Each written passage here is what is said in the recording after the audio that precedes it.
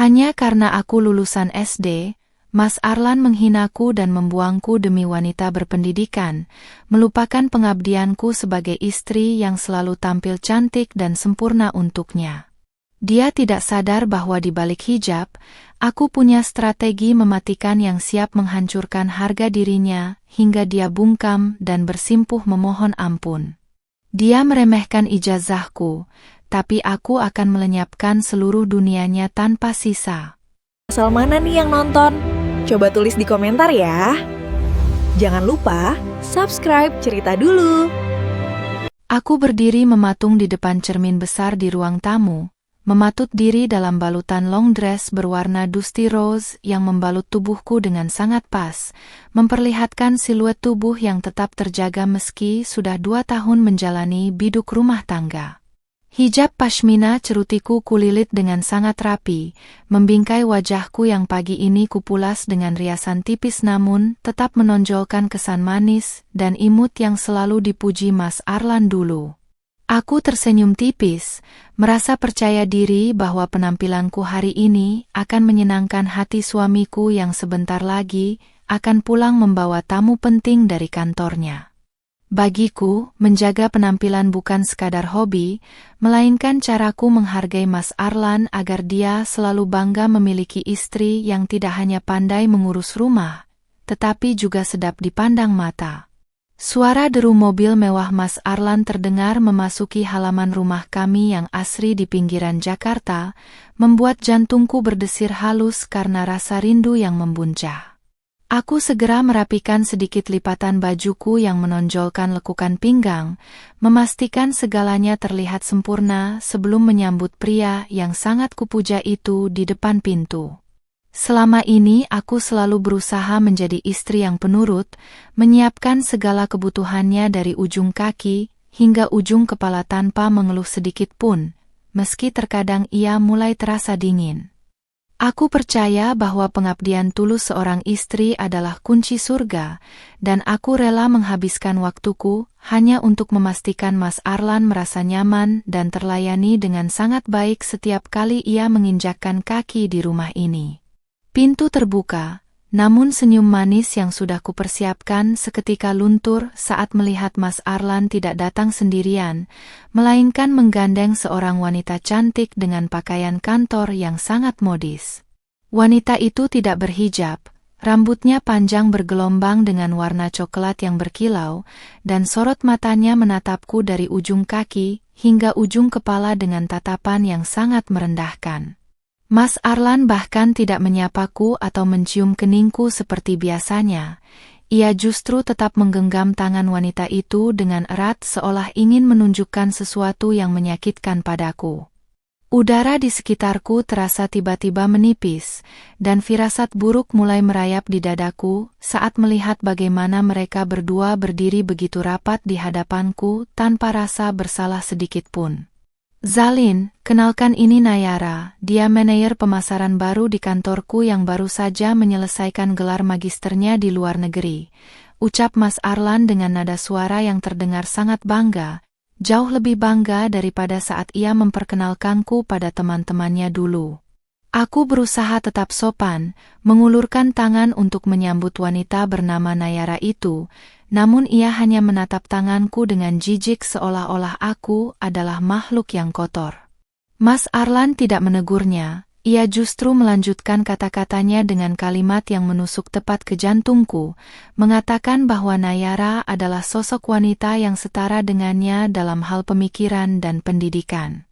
Aku hanya bisa terdiam, menelan ludah yang terasa pahit, sambil meremas ujung hijabku untuk meredam gemetar yang mulai menjalar di seluruh jemariku. Belum sempat aku mencerna keadaan, Mas Arlan tiba-tiba tertawa sinis sambil menunjuk wajahku di depan wanita itu, seolah aku adalah sebuah lelucon yang sangat lucu untuk ditertawakan. Lihatlah istriku ini, Nay, dia memang cantik dan punya tubuh yang diidamkan banyak pria, tapi sayangnya dia cuma lulusan SD yang tidak tahu apa-apa soal dunia bisnis, ejeknya dengan suara lantang yang menggema di ruang tamu. Kata-kata itu terasa seperti tamparan keras yang menghantam harga diriku hingga hancur berkeping-keping di lantai rumah yang kubersihkan setiap hari dengan peluh. Nayara ikut tertawa, suara tawa yang terdengar seperti melodi kematian bagiku, sambil menatapku dengan tatapan pemenang yang seolah mengatakan bahwa aku tidak akan pernah bisa menandinginya. Zalin, kamu harus sadar diri bahwa kecantikan dan tubuh body goals MU itu tidak ada gunanya jika otakmu kosong dan hanya berisi cara memasak atau mencuci baju saja. Lanjut Mas Arlan tanpa memedulikan air mata yang mulai menggenang di pelupuk mataku. Ia terus menghinaku, mengatakan bahwa keputusannya untuk menikahiku dulu adalah kesalahan terbesar karena aku tidak bisa diajak bicara soal masa depan atau investasi yang rumit. Aku merasa seperti sampah yang dibuang ke pinggir jalan setelah semua tenagaku diperas untuk melayaninya selama 2 tahun ini tanpa sisa. Rasa sakit ini bukan hanya karena ia menghina tingkat pendidikanku, tetapi karena ia melakukan itu semua di depan wanita lain yang jelas-jelas berniat merebut posisiku sebagai ratu di rumah ini. Nayara kemudian mendekat ke arahku, aroma parfumnya yang mahal menyeruak menusuk hidungku, sementara ia berbisik dengan suara yang hanya bisa kudengar olehku namun penuh dengan racun. Wanita seperti kamu hanya pantas jadi pajangan di dapur, bukan pendamping pria hebat seperti Arlan yang butuh kecerdasan untuk naik ke puncak kesuksesan, sindirnya dengan senyum kemenangan. Aku melihat bagaimana Mas Arlan justru merangkul pinggang Nayara di depanku, sebuah tindakan pengkhianatan yang sangat nyata dan dilakukan secara terang-terangan tanpa ada rasa malu sedikit pun. Hatiku rasanya sedang disayat oleh belati yang sangat tumpul, perlahan namun pasti menciptakan luka dalam yang mungkin tidak akan pernah bisa sembuh dengan kata maaf sederhana.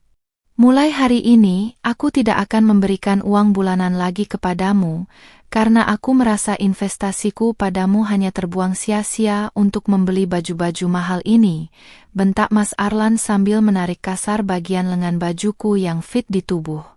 Ia menuduhku hanya bisa menghabiskan uangnya tanpa bisa memberikan kontribusi pemikiran apapun untuk memajukan karirnya yang saat ini sedang berada di puncak.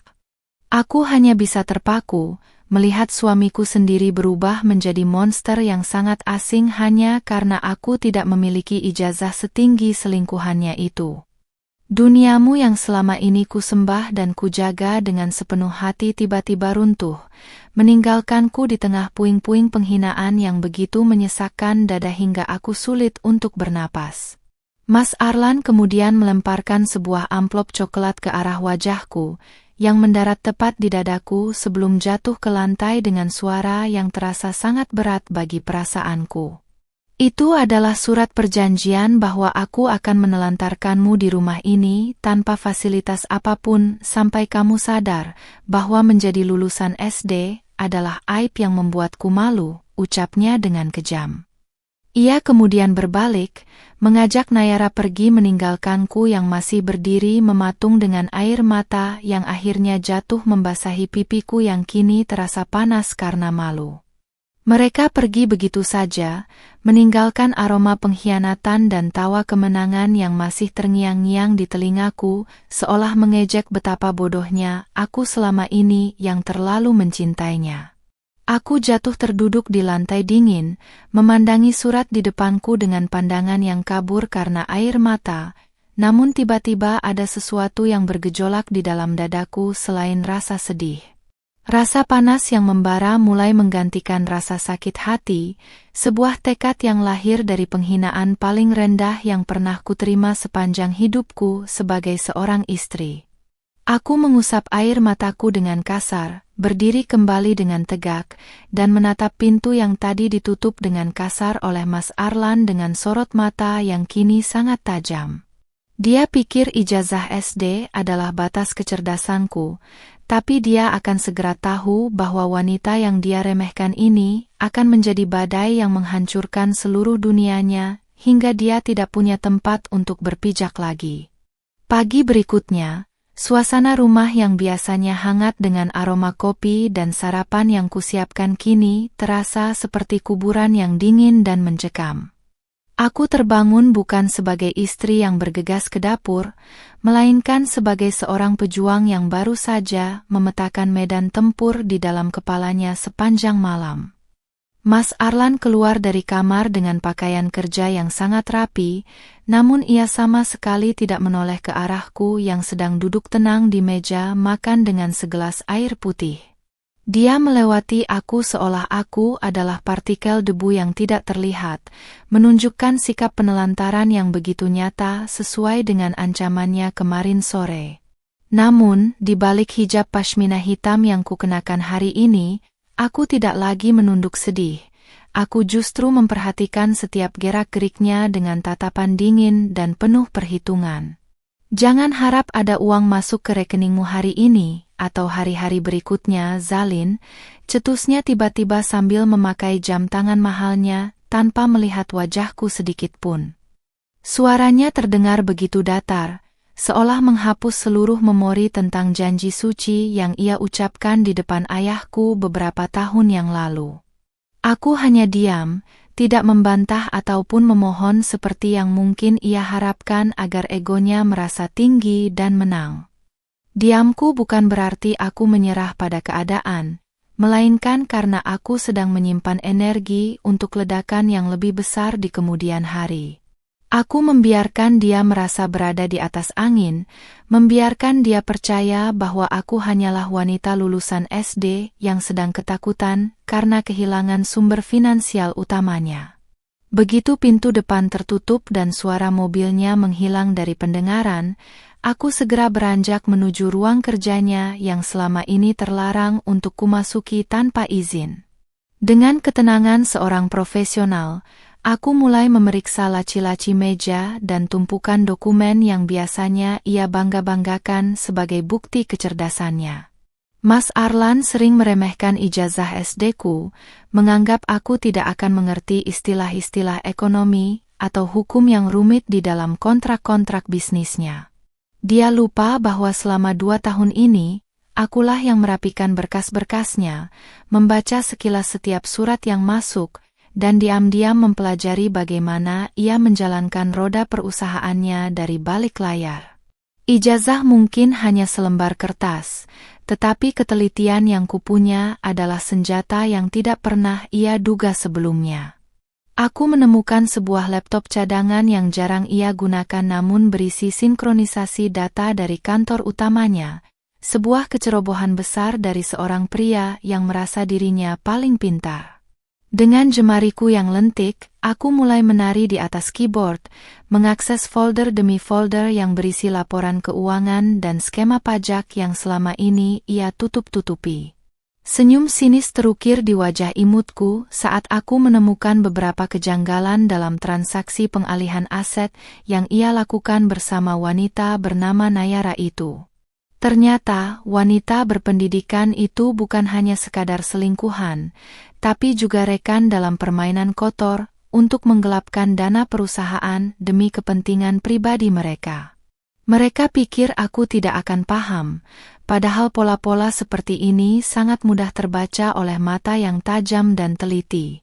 Sambil terus menyelidiki, aku mengambil ponselku dan menghubungi sebuah nomor yang sudah lama tidak kuhubungi, nomor milik kakak sepupuku yang bekerja sebagai pengacara papan atas. Aku menjelaskan situasiku secara singkat namun padat, tanpa drama air mata, melainkan dengan data dan fakta yang sudah kukumpulkan dalam 1 jam terakhir. Aku meminta bantuannya untuk memantau pergerakan aset Mas Arlan secara legal tanpa menimbulkan kecurigaan di pihak manapun untuk saat ini. Aku tahu bahwa untuk menghancurkan pria seangkuh Mas Arlan, aku tidak bisa hanya mengandalkan kemarahan, tetapi harus menggunakan hukum sebagai palu godam yang mematikan. Rencana ini harus berjalan sangat rapi, sehalus serat kain hijab yang kupakai, namun sekuat baja yang tidak bisa dipatahkan. Siang harinya, Aku memutuskan untuk keluar rumah dengan penampilan yang tetap cantik dan mempesona, menggunakan setelan tunik yang memperlihatkan lekuk tubuh body goalsku dengan sangat elegan. Aku tidak ingin terlihat seperti istri yang terpuruk dan menderita. Aku ingin dunia melihat bahwa kecantikanku tidak luntur hanya karena dihina oleh suami sendiri. Aku menuju ke sebuah bank swasta tempat aku menyimpan tabungan rahasia yang selama ini kumpulkan sedikit demi sedikit dari uang belanja yang kusisihkan dengan cerdik. Mas Arlan menyangka aku menghabiskan uangnya untuk bedak dan baju, padahal aku telah membangun benteng finansial kecil yang cukup untuk menghidupiku selama berbulan-bulan tanpa bantuannya. Inilah bukti bahwa lulusan SD sepertiku jauh lebih bijak dalam mengatur masa depan daripada dia yang hanya tahu cara pamer kekayaan. Di bank tersebut, aku melakukan mutasi besar dan memindahkan sebagian dana ke rekening baru yang tidak terlacak oleh sistem keluarga kami untuk menghindari pemblokiran sepihak dari Mas Arlan. Aku merasa seperti sedang bermain catur, di mana setiap langkahku adalah antisipasi terhadap serangan yang mungkin ia lancarkan di masa depan. Petugas bank menatapku dengan kagum, mungkin terpesona oleh penampilanku yang terlihat seperti wanita muda dari kalangan sosialita, namun memiliki ketegasan dalam setiap instruksi transaksi. Aku hanya memberikan senyum manis yang penuh misteri, menyembunyikan badai yang sedang kupersiapkan untuk menghancurkan rumah tangga yang sudah tidak punya pondasi rasa hormat ini. Bagiku, setiap lembar uang yang kupindahkan adalah peluru yang akan menembus kesombongan suamiku.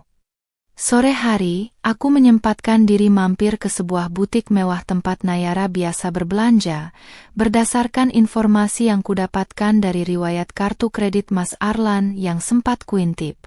Benar saja, aku melihat mereka berdua sedang asyik memilih tas-tas mahal sambil tertawa-tawa kecil, seolah dunia ini hanya milik mereka berdua tanpa beban dosa. Aku berdiri di sudut ruangan, terhalang oleh rak pajangan, memperhatikan bagaimana Mas Arlan memanjakan wanita itu dengan uang yang seharusnya menjadi hak rumah tangga kami. Rasa sakit itu kembali muncul, namun kali ini langsung kukunci rapat-rapat dan kubah menjadi bahan bakar untuk mempercepat rencanaku. Aku mengambil beberapa foto mereka menggunakan ponselku sebagai bukti tambahan pengkhianatan dan penelantaran ekonomi yang sedang ia lakukan padaku. Ketika aku kembali ke rumah, aku mendapati sebuah pemandangan yang membuat dadaku sesak namun sekaligus memicu tawa pahit dari bibirku. Foto-foto pernikahan kami di dinding ruang tamu sudah diturunkan. Mas Arlan tampaknya benar-benar ingin menghapus jejakku dari hidupnya secepat mungkin, seolah aku adalah noda yang memalukan bagi citranya yang sekarang merasa setara dengan kaum intelektual.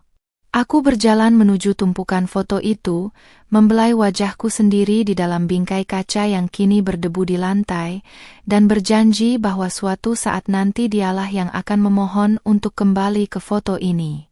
Aku tidak akan menghancurkan foto-foto ini, aku akan menyimpannya sebagai pengingat betapa rendahnya seorang pria bisa terjatuh ketika ia dibutakan oleh gelar dan hawa nafsu. Aku menutup hari kedua penelantaranku dengan melaksanakan sholat malam yang sangat panjang, memohon kekuatan kepada sang pemilik hati agar langkahku tidak goyah. Di balik hijab yang masih melekat di kepalaku, aku membisikkan doa agar keadilan segera ditegakkan bagi setiap istri yang direndahkan hanya karena status pendidikannya. Aku bukan lagi Zalina yang lemah, yang hanya bisa menangis saat dihina lulusan SD oleh pria yang sangat dicintainya. Aku adalah Zalina yang baru, yang sedang membangun labirin kehancuran bagi suaminya sendiri dengan kecerdasan yang tidak pernah diajarkan di sekolah manapun. Malam itu aku tidur dengan sangat nyenyak, tahu bahwa besok pagi, bidak caturnya akan mulai bergerak menuju titik checkmate yang tak terelakkan. Cahaya matahari pagi menerobos masuk melalui celah gorden, namun tidak ada lagi kehangatan yang kurasakan saat melihat Mas Arlan sudah berpakaian rapi, bersiap pergi tanpa sepatah kata pun. Aku duduk di meja makan, tetap mempertahankan penampilanku yang prima dengan hijab voal motif earth tone yang melilit cantik di leher, serta tunik satin yang menonjolkan lekuk bahuku yang tegak. Meski Mas Arlan melewati meja makan dengan wajah ketus seolah aku adalah rintangan yang mengganggu jalannya, aku tetap tenang menyeruput teh hangatku tanpa getaran di tangan.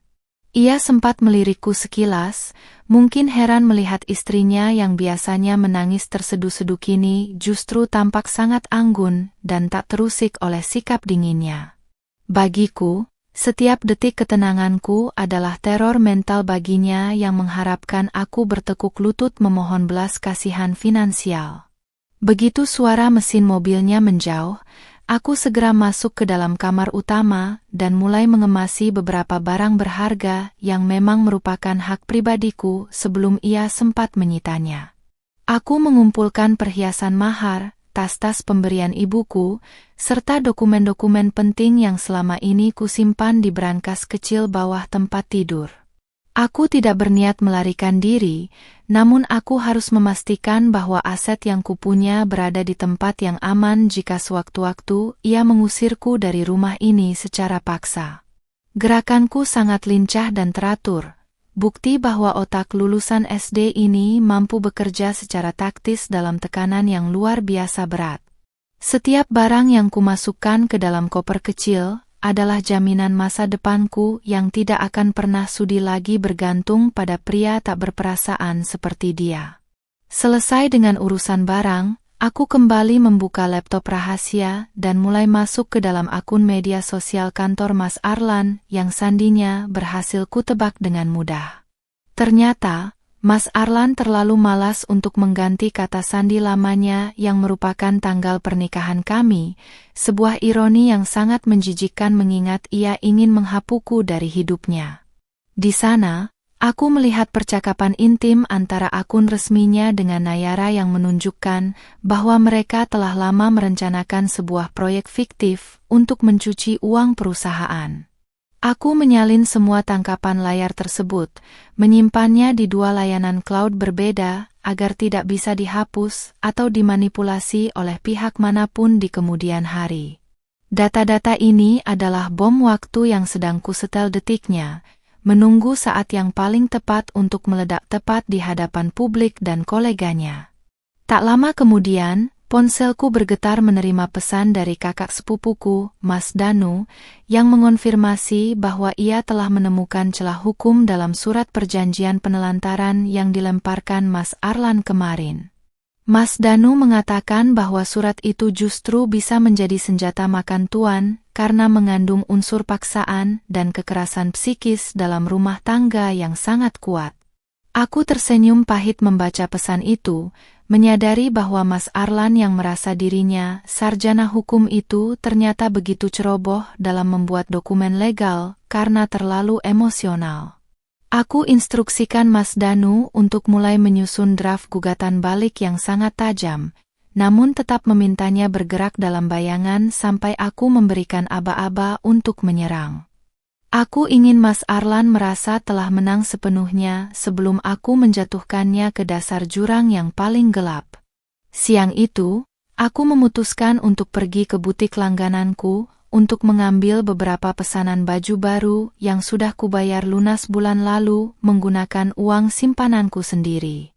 Aku mengenakan setelan outer panjang dengan ikat pinggang yang menunjukkan pinggang rampingku, membuat beberapa orang di butik menoleh kagum pada kecantikan istri yang mereka anggap sangat beruntung ini.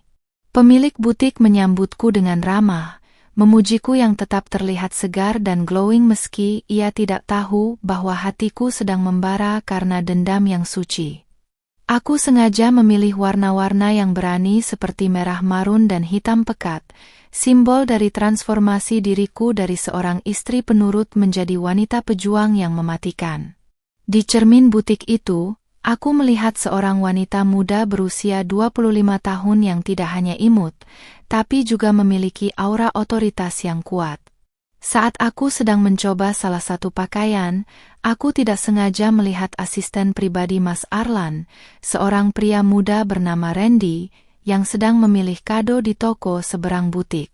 Aku tahu Randy adalah orang kepercayaan Mas Arlan yang paling tahu jadwal rahasia bosnya, termasuk pertemuan-pertemuan gelap dengan Nayara di luar jam kantor. Dengan langkah yang tenang dan penuh pesona, aku menghampirinya, memberikan senyum manis yang membuat pria itu tampak salah tingkah dan segan kepadaku. Aku tidak menginterogasinya secara kasar, melainkan mengajaknya berbincang ringan seolah-olah hubungan rumah tanggaku dengan Mas Arlan masih baik-baik saja dan penuh kemesraan. Randy yang polos tidak menyadari bahwa setiap pertanyaanku adalah umpan untuk memancing informasi tentang lokasi makan malam Mas Arlan dan Nayara nanti malam. Strategiku berhasil. Randy tanpa sengaja menyebutkan sebuah restoran mewah di pusat kota di mana Mas Arlan akan merayakan kesepakatan besar dengan Nayara pukul 7 malam. Aku mengucapkan terima kasih dengan nada yang sangat lembut, meninggalkan Randy yang masih terpaku melihat kecantikan istri bosnya yang ia anggap sangat berkelas itu. Di dalam taksi menuju pulang, aku langsung memesan meja di restoran yang sama, namun menggunakan nama samaran dan meminta posisi meja yang tersembunyi dari pandangan langsung. Aku harus melihat dengan mata kepalaku sendiri bagaimana mereka bersenang-senang di atas penderitaanku, sekaligus mengumpulkan bukti visual yang lebih intim untuk memperkuat posisiku. Ini bukan lagi soal cemburu, melainkan soal pengumpulan amunisi untuk sebuah perang total yang tidak akan memberikan ruang bagi ampunan. Sesampainya di rumah, aku mendapati sebuah kejutan kecil di dapur. Mas Arlan sengaja mematikan aliran listrik ke kulkas dan dispenser, sebuah tindakan kekanak-kanakan untuk memaksaku kelaparan. Aku hanya tertawa kecil melihat usahanya yang sangat picik itu, menyadari betapa rendahnya mentalitas seorang pria yang katanya berpendidikan tinggi namun menggunakan cara-cara preman untuk menindas istri. Tanpa merasa panik, aku langsung memesan layanan catering sehat premium yang dikirimkan dengan kurir kilat, memastikan aku tetap mendapat asupan gizi terbaik agar tubuhku tetap bugar. Aku tidak akan membiarkan diriku terlihat kusam atau kurus hanya karena permainannya yang murahan. Aku akan tetap menjadi versi terbaik dari diriku sendiri. Aku makan dengan lahap di meja makan yang gelap, ditemani cahaya lilin aromaterapi yang kubeli sendiri, menciptakan suasana makan malam yang justru sangat menenangkan. Pukul 6 sore, aku mulai bersiap-siap untuk pergi ke restoran mewah tersebut dengan riasan yang sedikit lebih tajam dan berani dari biasanya. Aku menggunakan teknik contouring yang mempertegas tulang pipiku, memberikan kesan wajah yang lebih tirus dan tegas, namun tetap menyisakan kesan manis di bagian bibir. Hijab hitam berbahan satin kupadukan dengan bros berlian kecil yang berkilau, menambah kesan mewah yang elegan tanpa terlihat berlebihan bagi siapapun yang melihatnya. Aku memastikan pakaianku sangat rapi, menonjolkan bentuk tubuh yang sering dipuji Mas Arlan sebagai karya seni, namun kini karya seni itu akan menjadi saksi kehancurannya. Aku melangkah keluar rumah dengan keyakinan penuh, merasa seperti seorang detektif yang siap mengungkap kejahatan besar yang dilakukan oleh orang terdekatnya. Di dalam mobil menuju restoran, aku membuka kembali catatan di ponselku yang berisi daftar semua penghinaan yang diucapkan Mas Arlan selama setahun terakhir ini. Aku melakukannya bukan untuk bersedih, melainkan untuk membakar semangatku agar tidak ada rasa kasihan yang muncul saat waktunya eksekusi tiba nanti. Setiap kata bodoh, lulusan SD, dan beban kupatri dalam ingatan sebagai alasan mengapa pria itu layak kehilangan segalanya tanpa sisa. Sesampainya di depan restoran, aku menarik napas panjang, memperbaiki posisi hijabku, dan melangkah masuk dengan anggun layaknya seorang ratu yang sedang memeriksa wilayah kekuasaannya.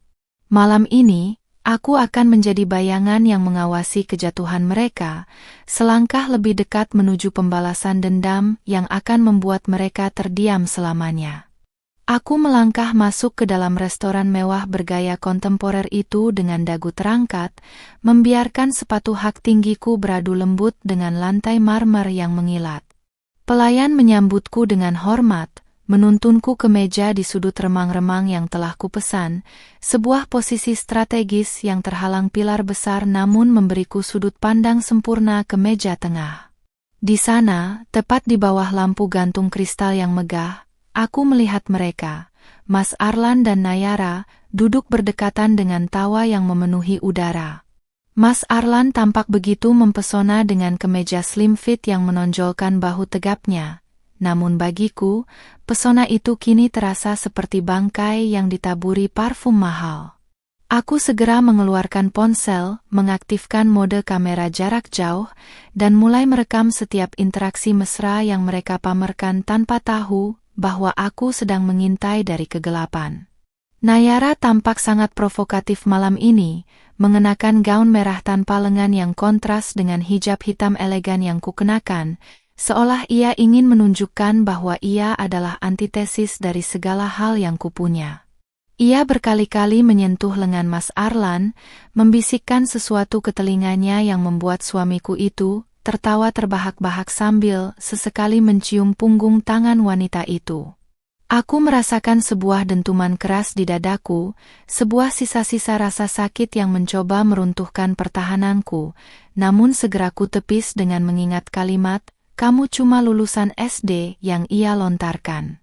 Aku tidak boleh goyah oleh pemandangan ini, justru kemesraan mereka adalah bukti otentik yang akan menyeret Mas Arlan ke dalam kasus perselingkuhan dan penelantaran istri di pengadilan nanti. Tanganku yang memegang ponsel tetap stabil, sedingin es, merekam bukti demi bukti pengkhianatan yang tak terbantahkan. Tak lama kemudian, kulihat seorang pria asing berjas abu-abu bergabung di meja mereka, membawa sebuah tas koper kecil yang diletakkan dengan hati-hati di bawah kursi. Dari gerak-gerik mereka yang tiba-tiba berubah serius dan waspada, aku tahu bahwa ini bukan sekadar makan malam romantis, melainkan transaksi gelap yang sempat kutebak dari laptop Mas Arlan.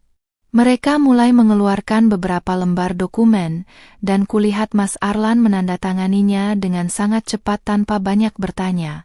Sebuah kecerobohan pria yang sedang mabuk asmara dan merasa di atas angin. Aku memperbesar tangkapan kameraku, mencoba menangkap detail logo pada map yang mereka bawa, dan jantungku berdesir saat mengenali logo sebuah perusahaan cangkang yang sering digunakan untuk pencucian uang. Ternyata, suamiku bukan hanya pengkhianat cinta, tapi juga seorang pemain kotor yang sedang menggali kuburannya sendiri dalam dunia bisnis. Aku memesan segelas jus delima merah, menyesapnya perlahan sambil tetap mengawasi setiap gerak-gerik mereka dengan ketajaman mata seorang predator.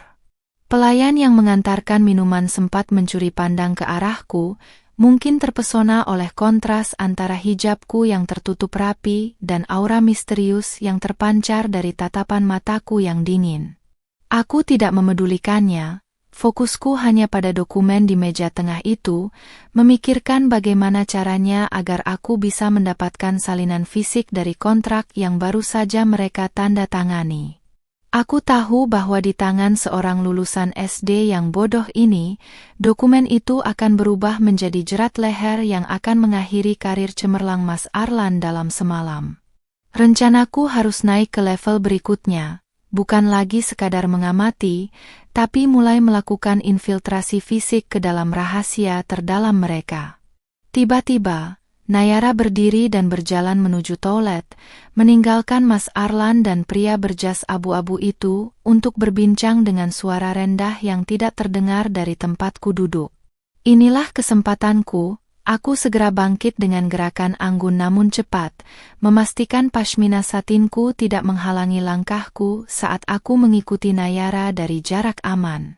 Aku masuk ke area toilet wanita yang sangat mewah dengan cermin-cermin besar berlapis emas, dan mendapati Nayara sedang memulas ulang lipstik merah menyalanya sambil tersenyum bangga pada pantulan dirinya. Aku tidak langsung melabraknya. Aku justru mencuci tangan di wastafel sebelah, membiarkan pantulan wajahku yang manis dan imut bersandingan dengan wajahnya yang terlihat jauh lebih tua karena beban ambisi. Ia melirikku sekilas melalui cermin, Tampak terkejut namun kemudian kembali menatapku dengan tatapan meremehkan yang sudah sangat kukenal. Ternyata kamu masih punya nyali untuk keluar rumah setelah semua yang dikatakan Arlan, ya? Ucap Nayara tanpa menoleh. Suaranya terdengar tajam dan penuh racun di ruangan yang sunyi itu. Ia kemudian tertawa kecil, menyimpan lipstiknya ke dalam tas bermereknya dan berbalik menatapku dengan posisi tangan di pinggang yang menantang. Aku tetap tenang, mengeringkan tanganku dengan tisu secara perlahan, lalu menatapnya tepat di mata dengan sorot mata yang begitu tenang hingga ia tampak sedikit goyah. Aku tidak membalas hinaannya dengan makian, melainkan hanya tersenyum tipis. Sebuah senyum yang kusembunyikan di balik ketenangan yang mematikan. Aku ingin dia merasa bahwa aku bukan lagi mangsa yang ketakutan, melainkan pengawas yang sedang menikmati detik-detik kehancurannya yang sudah di depan mata. Nikmatilah malam ini sepuasmu, Mbak Nayara, karena setelah ini dunia tidak akan lagi terasa semanis anggur di mejamu itu, balasku dengan suara lembut namun tegas yang menggema di ruangan itu.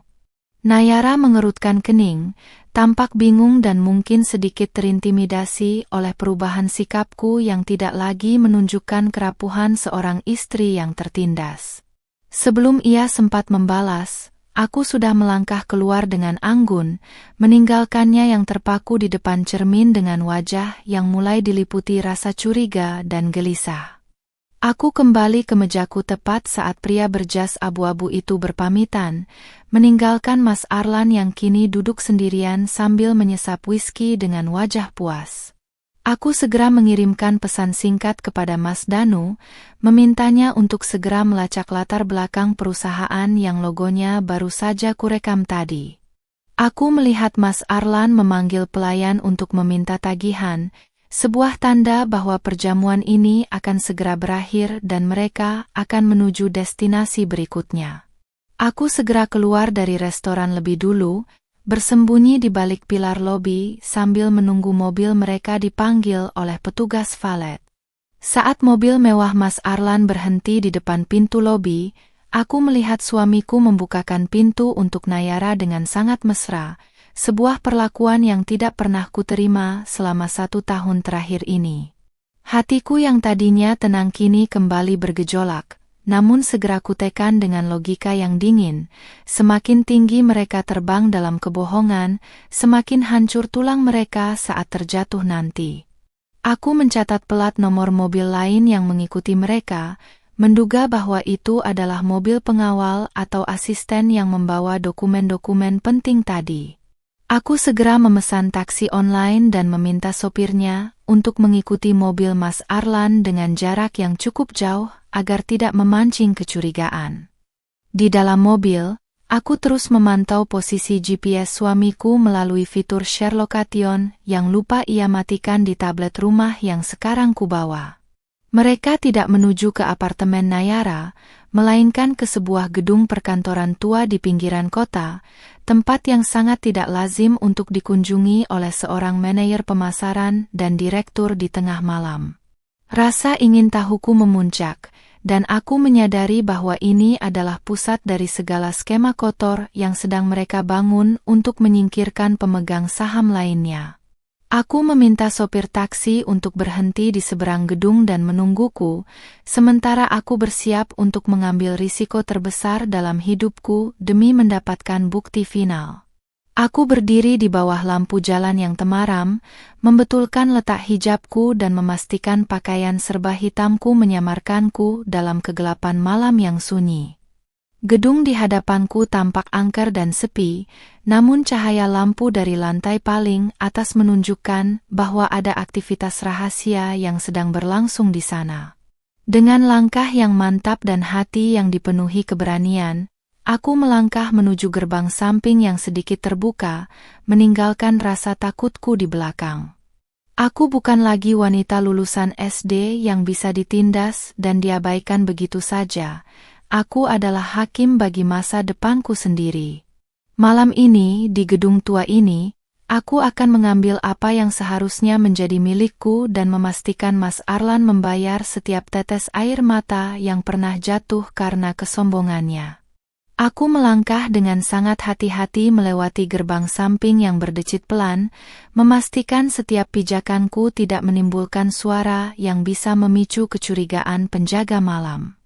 Beruntung, sistem keamanan gedung tua ini tidak secanggih kantor utama Mas Arlan, sebuah celah yang mungkin sengaja dipilihnya untuk menyembunyikan aktivitas ilegal mereka. Aku tetap berada di area bayangan, memanfaatkan pakaian serba hitamku untuk menyatu dengan kegelapan, sementara jantungku berdegup kencang namun terkontrol. Di balik hijab yang membungkus kepalaku, otakku bekerja cepat memetakan posisi tangga darurat yang sempat kulihat di denah samping gedung tadi. Aku tahu, satu langkah salah bisa menghancurkan segalanya, tapi keinginan untuk melihat Mas Arlan tersungkur jauh lebih besar daripada rasa takutku akan tertangkap. Tangga darurat itu terasa lembab dan berbau debu, namun aku terus mendaki anak tangga satu demi satu menuju lantai paling atas dengan napas yang terjaga. Tubuhku yang lincah dan body goals benar-benar membantuku bergerak tanpa suara, menunjukkan bahwa kekuatan fisik yang selalu kujaga bukan hanya untuk sekadar penampilan. Setiap kali mendengar suara langkah kaki atau pintu yang terbuka dari lantai lain, aku segera mematung, menahan napas sampai keadaan kembali sunyi senyap. Aku merasa seperti karakter dalam film spionase, namun ini adalah kenyataan pahit di mana aku harus mempertaruhkan nyawa demi mengungkap kebusukan pria yang pernah kusebut suami. Ijazah SD mungkin tidak mengajarkanku taktik intelijen, tapi insting bertahan hidup sebagai wanita yang sering diremehkan telah mengasah kemampuanku hingga ke titik tertinggi. Sampai di lantai tujuan, aku mengintip melalui celah pintu kaca yang sedikit terbuka dan melihat koridor panjang dengan lampu yang temaram di ujungnya. Suara perdebatan sengit terdengar dari sebuah ruangan besar di ujung koridor, suara yang sangat kukenal sebagai milik Mas Arlan dan Nayara. Aku melepas sepatu hak tinggiku, menjinjingnya dengan satu tangan agar bisa berjalan tanpa suara di atas lantai keramik yang dingin menuju sumber suara tersebut. Pikiranku sangat fokus, mengesampingkan rasa dingin yang menjalar dari telapak kaki ke seluruh tubuhku, karena aku tahu bukti besar ada di balik pintu itu. Aku mendekatkan telingaku ke daun pintu kayu yang tebal, mencoba menangkap setiap kata yang mereka ucapkan di tengah ketegangan yang terasa sangat pekat dari luar. Arlan, kamu harus segera memindahkan sisa asetnya malam ini juga sebelum istrimu yang pintar itu mencium sesuatu. Suara Nayara terdengar melengking dan penuh kepanikan. Aku hampir saja tertawa mendengar ia menyebutku pintar dalam nada sarkasme, padahal akulah yang sekarang sedang berada hanya beberapa inci dari rahasia terdalam mereka.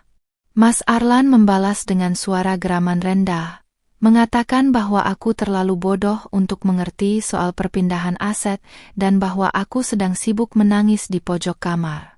Betapa malangnya dia, pria berpendidikan yang merasa paling tahu segalanya namun tidak sadar bahwa istrinya yang ia anggap sampah sedang mendengarkan rencana busuknya. Mereka sedang membicarakan soal penandatanganan dokumen palsu yang akan mengalihkan seluruh kepemilikan rumah atas namaku menjadi milik perusahaan cangkang tersebut. Aku segera mengeluarkan ponsel, mengaktifkan mode perekaman suara berkualitas tinggi, dan menyelipkannya di celah bawah pintu yang sedikit renggang karena konstruksi gedung yang sudah tua. Di dalam sana, terdengar suara gesekan kertas dan denting bolpoin, suara yang menandakan bahwa pengkhianatan terhadap hak-hak finansialku sedang dilegalkan secara sepihak. Aku juga mendengar mereka menyebut nama seorang notaris nakal yang bisa disuap untuk memvalidasi tanda tangan palsuku dalam dokumen tersebut. Amarah yang dingin mulai membeku di dadaku, membuat tanganku mengepal kuat hingga kuku-kukuku memutih di balik kegelapan koridor. Mereka benar-benar tidak menyisakan ruang untuk rasa kemanusiaan, berencana membuangku ke jalanan tanpa sepeser pun harta yang sebenarnya, adalah hasil jerih payahku bersama Mas Arlan dulu. Tiba-tiba, suara langkah kaki berat terdengar dari arah tangga utama, menandakan ada orang lain yang akan bergabung dalam pertemuan rahasia tersebut. Aku tersentak, segera mengambil kembali ponselku dan mencari tempat persembunyian terdekat sebelum sosok itu muncul di koridor. Aku menyelinap ke dalam sebuah ruangan kosong yang berisi tumpukan kursi dan meja lama, bersembunyi di balik lemari besi yang berdebu sambil menahan napas dalam-dalam. Dari celah lemari, aku melihat seorang pria bertubuh kekar dengan seragam safari hitam lewat dengan tergesa-gesa menuju ruangan tempat Mas Arlan berada. Sepertinya itu adalah orang suruhan yang bertugas membawa dokumen yang sudah ditandatangani untuk segera diproses di luar kota malam ini juga. Situasi menjadi semakin genting, dan aku harus bertindak cepat sebelum dokumen itu benar-benar menghilang dari jangkauanku. Aku menunggu pria itu keluar kembali, dan begitu ia lewat, aku segera keluar dari persembunyian dengan rencana yang sangat berani namun berisiko tinggi. Aku tahu rute keluar pria itu pasti melalui lift barang yang langsung menuju area parkir belakang, tempat taksiku sedang menunggu di seberang jalan. Dengan gerakan cepat, aku menuruni tangga darurat kembali, mencoba mendahului pria itu sampai ke area lobi belakang yang sepi. Aku harus membuat pengalihan agar pria itu melepaskan tas dokumennya untuk sementara waktu, cukup lama bagiku untuk mengambil apa yang ada di dalamnya. Otakku berputar cepat, mencari cara yang paling efektif tanpa harus melibatkan kekerasan fisik yang tidak mungkin kumenangkan melawan pria sebesar itu. Aku teringat akan sebuah botol parfum kecil di tasku yang mengandung aroma sangat tajam dan bisa menyebabkan bersin terus-menerus. Aku berdiri di balik tiang beton di area parkir yang remang, menunggu pria bersafari itu muncul dari pintu lift barang dengan koper kecil di tangannya. Begitu ia keluar dan berjalan menuju mobilnya, aku sengaja menjatuhkan salah satu sepatuku ke lantai beton dengan suara yang cukup keras untuk menarik perhatiannya. Pria itu berhenti dan menoleh ke arah sumber suara, sementara aku dengan lincah menyelinap ke sisi lain mobilnya yang masih terkunci. Saat ia mendekati tempatku menjatuhkan sepatu, aku menyemprotkan parfum tajam itu ke udara di sekitarnya, membuatnya seketika tersedak dan bersin-bersin dengan sangat hebat. Dalam kepanikannya yang sesaat karena mata yang perih, ia meletakkan koper tersebut di atas kap mobil untuk mengucek matanya dengan kedua tangan. Tanpa membuang sedetik pun, aku merangkak cepat, menyambar koper kecil itu, dan segera berlari menuju pagar belakang yang berbatasan dengan gang sempit. Aku tidak peduli lagi dengan sepatuku yang tertinggal. Aku berlari secepat mungkin dengan kaki telanjang di atas aspal kasar, merasakan adrenalin yang memacu setiap otot di tubuhku. Di belakangku, kudengar pria itu berteriak kasar dan mencoba mengejar, namun efek parfum yang tajam membuatnya sulit untuk melihat dengan jelas dalam kegelapan. Aku berhasil melompati pagar rendah dan langsung masuk ke dalam taksi yang sudah kusiapkan dengan mesin yang menyala di pinggir gang. "Jalan, Pak. Cepat!" Perintahku dengan suara yang gemetar namun penuh otoritas, sementara sopir taksi itu langsung tancap gas meninggalkan area gedung yang mencekam tersebut. Di dalam taksi yang melaju kencang, aku memeluk koper kecil itu erat-erat ke dadaku, merasakan napas yang tersenggal-senggal namun dipenuhi dengan rasa kemenangan yang luar biasa. Aku membuka koper itu dengan tangan gemetar, dan di bawah lampu jalan yang berkelip masuk ke kabin mobil, aku melihat dokumen-dokumen yang mereka tanda tangani tadi. Benar saja, ada draft pengalihan aset dengan tanda tanganku yang dipalsukan dengan sangat kasar, serta bukti-bukti aliran dana ke rekening luar negeri atas nama Nayara. Air mata kemenangan mengalir di pipiku, bukan karena sedih, tapi karena aku baru saja menyelamatkan hidupku dari kehancuran total yang mereka rencanakan. Mas Arlan, besok pagi kau akan bangun dan menyadari bahwa istrimu yang lulusan SD ini baru saja merampas semua pelurumu sebelum perang dimulai. Aku sampai di rumah saat jarum jam menunjukkan pukul 3 pagi. Suasana sunyi senyap namun aku tidak merasa lelah sedikit pun karena adrenalin masih memompa jantungku. Dengan gerakan yang sangat hati-hati, aku menyembunyikan koper berisi dokumen itu di tempat yang paling tidak terduga, di dalam kompartemen rahasia lemari pakaian yang tersembunyi di balik tumpukan kain hijabku. Aku tahu Mas Arlan tidak akan pernah menyentuh koleksi hijabku, karena baginya itu hanyalah simbol keterbelakangan yang sering ia cemooh. Setelah memastikan semuanya aman, aku membersihkan diri dan segera memindai semua dokumen tersebut menggunakan aplikasi di ponselku untuk dikirimkan kepada Mas Danu melalui pesan terenkripsi. Setiap lembar dokumen yang terunggah terasa seperti satu langkah lebih dekat untuk menarik kursi singgasana yang sedang diduduki oleh suamiku yang angkuh itu. Pukul 6 pagi, aku sudah berada di dapur dengan penampilan yang luar biasa segar, mengenakan gamis fit body warna abu-abu metalik yang menunjukkan lekuk tubuh proporsional yang selama ini kurawat dengan disiplin. Hijabku kupasang dengan gaya modern yang praktis, memperlihatkan wajahku yang sengaja kupulas sedikit lebih glowing dari biasanya untuk menutupi kelelahan semalam. Aku menyiapkan sarapan mewah, bukan untuk Mas Arlan, tapi untuk diriku sendiri, dengan aroma kopi yang sangat kuat dan menggoda. Ketika Mas Arlan turun dengan wajah kusut dan mata yang tampak merah, mungkin karena panik setelah mendapat kabar tentang hilangnya koper semalam, aku hanya menyapa dengan senyum manis yang paling palsu yang pernah kumiliki. Aku ingin dia melihat bahwa aku sama sekali tidak terpengaruh oleh ancaman penelantarannya kemarin. Pagi, Mas. Kenapa wajahnya pucat sekali? Seperti baru saja kehilangan sesuatu yang sangat berharga. Tanyaku dengan nada suara yang lembut, hampir terdengar seperti perhatian tulus. Aku menikmati setiap detik saat melihat jakunnya bergerak naik turun karena gelisah, sementara tangannya gemetar saat memegang cangkir kopi yang kusuguhkan. Ia menatapku dengan tajam, mencoba mencari tanda-tanda apakah aku tahu sesuatu tentang kejadian semalam di gedung tua itu, namun aku tetap memasang wajah polos dan imut seperti yang biasa ia remehkan. Dia tidak akan pernah menyangka bahwa istri yang dia anggap hanya bisa memasak ini adalah sosok yang berlari tanpa alas kaki di gang gelap untuk mencuri rahasianya. Baginya, aku hanyalah lulusan SD yang seharusnya sedang menangisi nasib di kamar. Jangan banyak bicara, Zalin. Urus saja urusan dapurmu dan jangan mencampuri hal yang tidak kamu mengerti. Bentaknya dengan suara parau, mencoba mengembalikan otoritasnya yang mulai goyah. Aku hanya mengangkat bahu dengan anggun, memotong telur mata sapi di piringku dengan tenang tanpa terpengaruh oleh gertakannya yang sekarang terasa seperti gong kosong.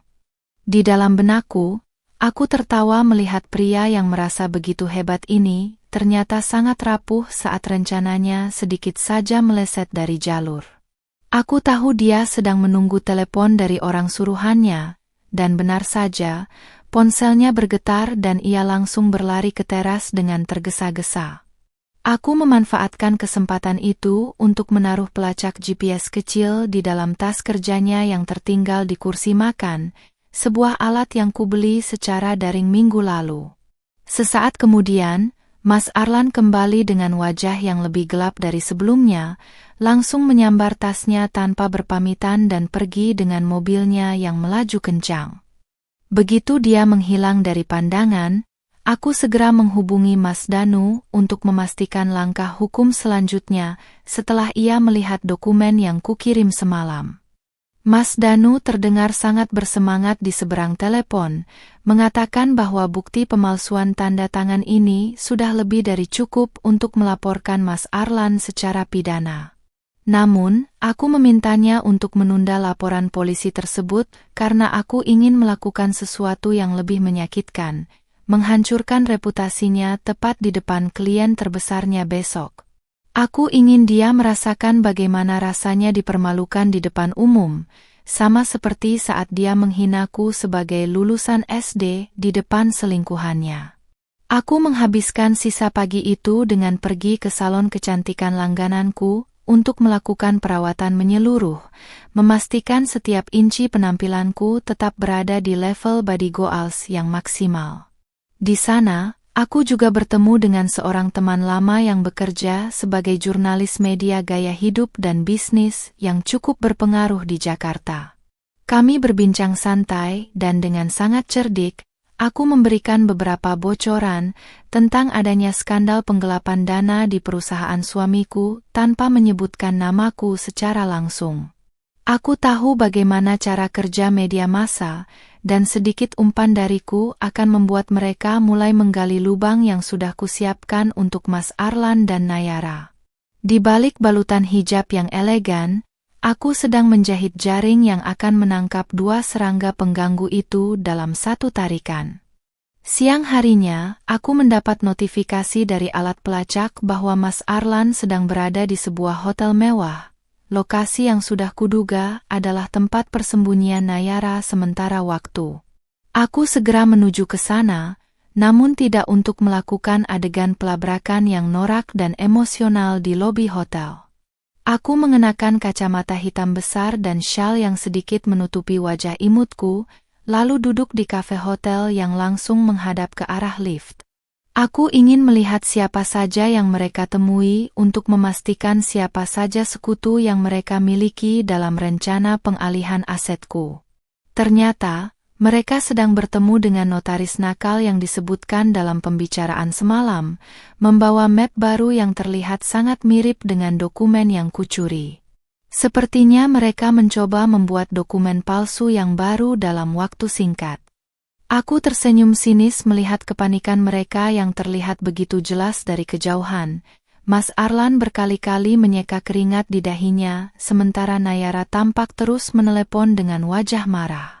Mereka sedang mengejar waktu karena besok pagi adalah rapat umum pemegang saham di mana Mas Arlan berencana mengumumkan pengunduran dirinya setelah semua aset berhasil dialihkan.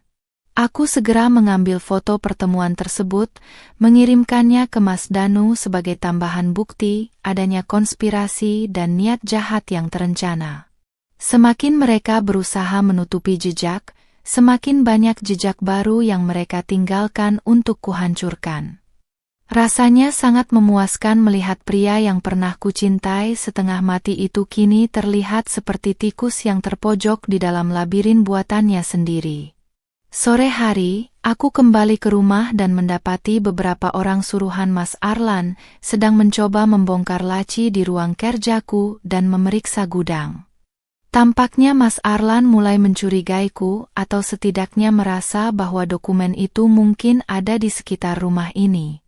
Aku tidak merasa gentar.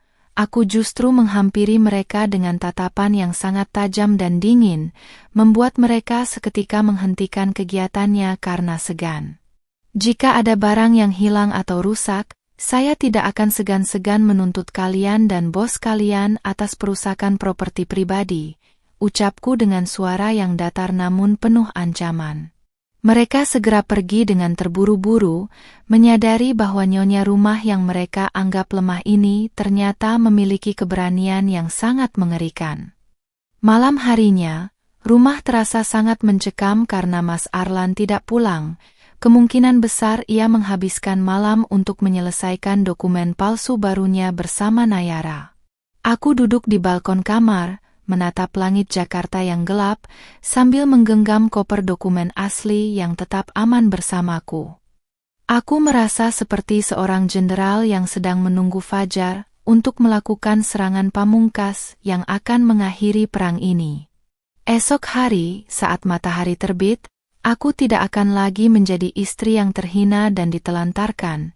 Aku akan bangkit sebagai pemenang yang membuat suamiku tak berdaya. Persiapan sudah matang, bukti sudah di tangan, dan kini saatnya aku menutup mata untuk mengumpulkan tenaga demi pertunjukan terakhir yang paling spektakuler. Fajar menyingsing dengan warna kemerahan yang membelah langit Jakarta, seolah merestui niatku untuk menuntaskan segalanya hari ini. Aku bangun lebih awal, melakukan ritual kecantikan dengan sangat teliti, memastikan riasanku terlihat tajam namun tetap menunjukkan sisi manis yang mematikan. Aku memilih mengenakan setelan blazer dan celana bahan berwarna putih tulang yang sangat elegan, yang menonjolkan lekuk tubuh body goalsku dengan cara yang sangat profesional dan berkelas. Hijab sutra berwarna emerald green kulilitkan dengan gaya simpel namun mewah, memberikan kesan otoritas yang tak tergoyahkan bagi siapapun yang memandang. Hari ini, aku bukan sedang pergi untuk meminta belas kasihan. Aku pergi untuk menjemput kembali harga diriku yang sempat diinjak-injak oleh pria yang sebentar lagi akan kehilangan segalanya. Aku memeriksa kembali isi tas kerjaku, memastikan koper kecil berisi dokumen asli, rekaman suara, dan kilat penyimpanan data flash drive sudah tertata rapi di dalamnya. Sebelum melangkah keluar, aku sempat menatap foto pernikahan kami yang masih tergeletak di lantai ruang tamu, jejak kekacauan yang dibuat Mas Arlan beberapa hari lalu. Aku hanya tersenyum tipis, tidak ada lagi rasa perih atau sesak di dada. Yang tersisa hanyalah kepuasan karena aku selangkah lebih maju dari rencana busuknya. Aku mengirimkan pesan singkat kepada Mas Danu, agar ia segera meluncur ke gedung kantor Mas Arlan bersama tim legalnya, sesuai rencana awal kami. Segala persiapan telah matang, dan kini saatnya lulusan SD ini menunjukkan bagaimana caranya mengendalikan badai di tengah perkumpulan para sarjana. Sesampainya di gedung pencakar langit tempat Mas Arlan berkantor, aku bisa merasakan tatapan kagum sekaligus bingung dari para karyawan yang mengenaliku sebagai istri sang direktur. Mereka terbiasa melihatku datang dengan pakaian yang bersahaja dan wajah yang ramah, namun hari ini aku memancarkan aura yang sangat berbeda, dingin, tegas, dan sangat dominan. Aku tidak berhenti di resepsionis, melainkan langsung menuju lift eksekutif yang menuju lantai teratas tempat rapat umum pemegang saham, RUPS, akan segera dimulai.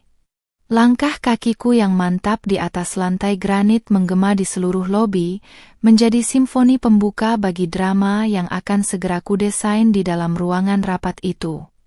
Aku tahu Mas Arlan dan Nayara sudah berada di dalam, merasa menang karena dokumen palsu mereka sudah siap di meja. Aku berdiri tepat di depan pintu ruang rapat yang besar, menarik napas panjang untuk menenangkan detak jantungku yang sedikit berpacu karena adrenalin. Dari balik pintu, aku bisa mendengar suara Mas Arlan yang terdengar sangat berwibawa, sedang memberikan presentasi mengenai restrukturisasi aset, yang sebenarnya adalah kedok untuk pencurian harta rumah tangga kami. Tanpa mengetuk, aku mendorong pintu ganda itu dengan kedua tanganku hingga terbuka lebar, menciptakan suara dentuman yang membuat seluruh peserta rapat menoleh serempak ke arahku. Suasana seketika menjadi sunyi senyap, dan kulihat wajah Mas Arlan berubah dari pucat menjadi merah padam karena terkejut dan marah melihat kehadiranku yang tak terundang. Nayara, yang duduk di sebelahnya, tampak membelalakan mata dengan ekspresi ketakutan yang berusaha ia sembunyikan di balik wajah angkuhnya. Maaf mengganggu momen kemenangan Anda, Mas Arlan, tapi sepertinya rapat ini tidak akan sah tanpa kehadiran pemilik sah dari aset-aset yang sedang Anda bicarakan, ucapku dengan suara lantang yang jernih dan penuh wibawa. Aku berjalan perlahan menuju meja utama, mengabaikan tatapan sinis dari beberapa kolega Mas Arlan yang mungkin juga terlibat dalam skemanya. Mas Arlan berdiri dengan kasar, mencoba mengusirku dengan kata-kata kasar yang biasanya ia gunakan untuk meruntuhkan mentalku di rumah. Zalin, berani sekali kamu datang ke sini. Keluar sekarang. Ini urusan bisnis orang-orang berpendidikan, bukan tempat untuk wanita bodoh sepertimu. Teriaknya dengan urat leher yang menegang. Aku tidak bergeming, justru aku mengeluarkan laptop dan menghubungkannya ke proyektor ruangan sebelum tim keamanannya sempat menyentuhku. Orang berpendidikan tidak akan melakukan pemalsuan tanda tangan dan penggelapan dana untuk menelantarkan istrinya sendiri, Mas. Balasku dengan nada tenang namun menusuk tepat ke ulu hati. Sesaat kemudian, layar besar di ruangan itu menampilkan rekaman suara percakapan rahasia mereka di gedung tua, diikuti dengan pemindaian dokumen asli yang berisi tanda tangan palsuku. Suara Nayara yang panik dan suara Mas Arlan yang merendahkanku menggema di seluruh ruangan, membuat para pemegang saham lainnya saling berbisik dengan wajah penuh kecurigaan dan kemarahan. Aku melihat Nayara gemetar hebat, tangannya mencoba meraih tasnya untuk melarikan diri, namun Mas Danu dan tim legalnya sudah masuk ke ruangan bersama 2 orang petugas kepolisian berseragam. Panggung yang mereka bangun untuk menjatuhkanku kini berbalik menjadi kursi pesak bagi kejahatan mereka sendiri. Mas Arlan mencoba merebut koper di tanganku secara fisik, namun dengan sigap aku menghindar, menunjukkan kelincahan tubuhku yang tetap terjaga meski dalam situasi penuh tekanan. Jangan sentuh aku dengan tangan kotormu itu, Mas. Ijazah SD-ku mungkin tidak setinggi gelarmu, tapi setidaknya aku punya harga diri untuk tidak mencuri hak orang lain, cetusku sambil menatapnya dengan pandangan yang sangat merendahkan. Di hadapan seluruh rekan bisnisnya, pria yang selalu memuja-muja intelijensinya itu kini tampak seperti pecundang kecil yang sedang ketahuan mencuri jemuran. Tidak ada lagi wibawa, tidak ada lagi kesombongan. Yang tersisa hanyalah wajah penuh ketakutan saat polisi mulai mendekatinya untuk melakukan pemeriksaan atas bukti-bukti yang kuhadirkan. Ini fitnah. Kamu mencuri dokumen itu. Teriak Nayara dengan histeris, mencoba membela diri di tengah kerumunan yang kini menatapnya dengan rasa jijik.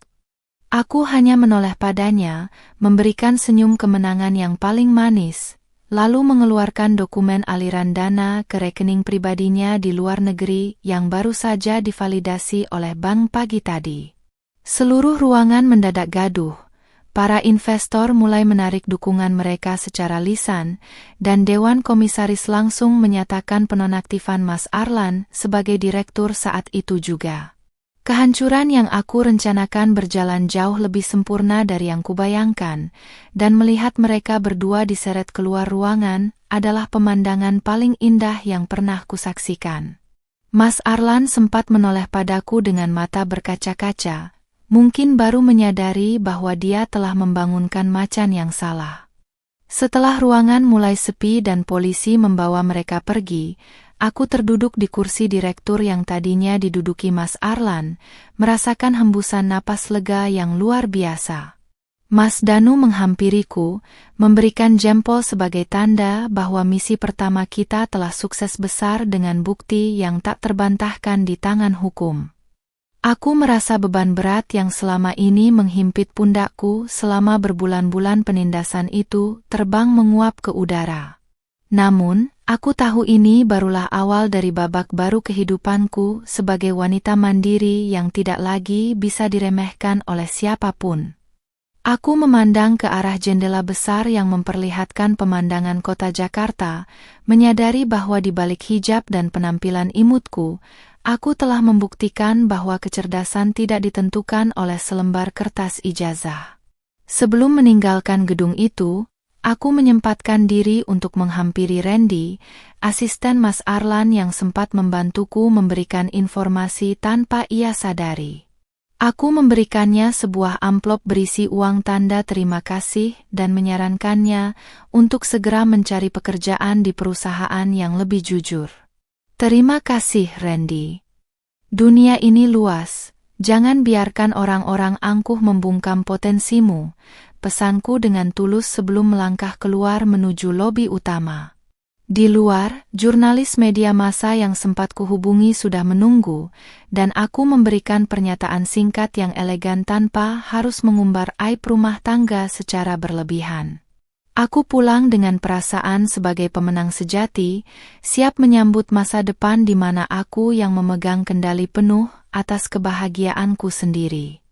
Berita tentang penangkapan Mas Arlan dan skandal penggelapan dana perusahaannya meledak di media sosial hanya dalam hitungan jam, persis seperti yang kuprediksi. Aku duduk di sofa ruang tamu rumah kami, rumah yang kini secara hukum telah kembali ke genggamanku sepenuhnya, sambil menyesap teh chamomile dengan tenang. Ponselku terus bergetar menerima ratusan notifikasi, mulai dari permintaan wawancara hingga pesan permohonan maaf dari kerabat Mas Arlan yang dulu sempat ikut menghinaku. Di balik hijab instan warna lavender yang kukenakan, aku merasa sangat ringan, seolah rantai tak kasat mata yang selama ini membelenggu leherku telah putus total. Penampilanku tetap terjaga, wajahku tampak segar tanpa beban, sangat kontras dengan kekacauan yang sedang terjadi di luar sana. Mas Arlan sempat meneleponku dari kantor polisi menggunakan jatah panggilan daruratnya.